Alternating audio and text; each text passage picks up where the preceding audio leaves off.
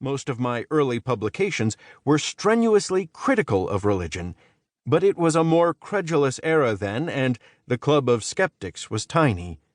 I remember one of my mentors warning me in the early 1990s not to anger the gods and their servants too much before I secured tenure. It was good advice then, because I was scolded regularly in those days by Christians and New Age spiritualists for poking holes in biblical literalism, mystical overreaches, and naive supernaturalism. I wrote regularly for the Skeptical Inquirer, the Humanist magazine, Skeptic magazine, and my best-selling Buddha for Beginners exposed a wide audience to a demystified, non-theological Buddhism long before it was standard. I even found myself listed as an entry in the reference work Who's Who in Hell, and I'm still proud of my inclusion in that collection of august freethinkers and humanists. I'm relieved that the younger generation of skeptics has a smoother road now, and along with a generation of much better writers than myself, I take a sliver of credit for making skepticism more mainstream than ever. So now it feels oddly familiar to be strangely out of step with my time as I come around to write an appreciation of religion.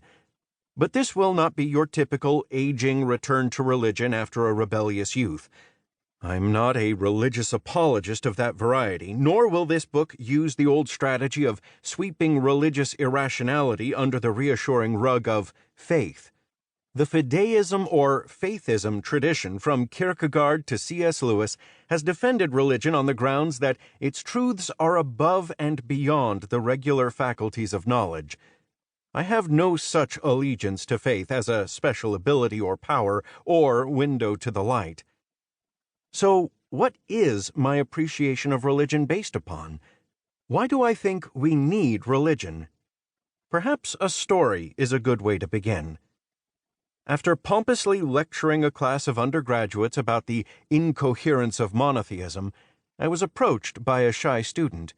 He nervously stuttered through a heartbreaking story, one that slowly unraveled my own convictions and assumptions about religion.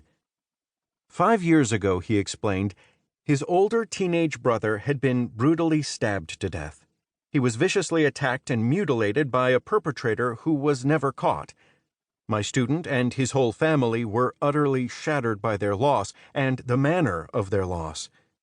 He explained to me that his mother went insane for a while afterward and would have been institutionalized if it were not for the fact that she expected to see her slain son again. She expected to be reunited with him in the afterlife, and, she stressed, his body would be made whole again. A powerful motivational force, hope, and a set of bolstering beliefs dragged her back from the brink of debilitating sorrow and gave her the strength to keep raising her other 2 children, my student and his sister. For the more extreme atheist, all this looks irrational and therefore unacceptable.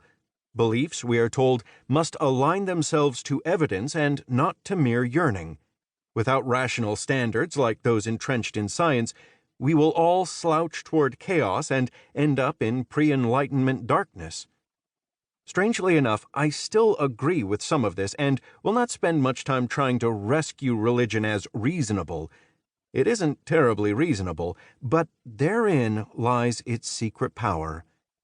Contrary to the radical atheists, the irrationality of religion does not render it unacceptable or valueless. Why not? Because the human brain is a kludge of 3 major operating systems: the ancient reptilian brain, motor functions, fight-or-flight types of instincts, etc., the limbic or mammalian brain, emotions, and the most recent neocortex, rationality. Religion nourishes one of these operating systems, even while it irritates another. In this book, I will argue that religion, like art, has direct access to our emotional lives in ways that science does not. Yes, science can give us emotional feelings of wonder and the majesty of nature. We can feel the sacred depths of nature, but there are many forms of human suffering that are beyond the reach of any scientific alleviation. Different emotional stresses require different kinds of rescue.